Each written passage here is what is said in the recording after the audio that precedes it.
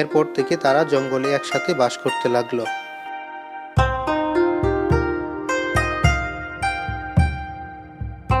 অপরদিকে সিংহের বাচ্চার সাথে বলদের বাচ্চা একসাথে খেলাধুলা করে বড় হতে লাগলো।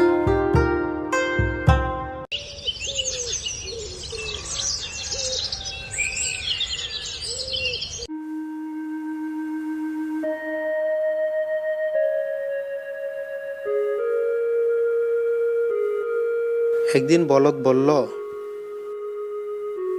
সিংহ ভাই, অনেকদিন হয় আমি আমার আত্মীয়দের কাছে বেড়াতে যাই না। আগামীকাল আমি আমার আত্মীয়দের কাছে বেড়াতে যাব। আমার বাচ্চাটাকে তোমার কাছে রেখে যেতে চাই।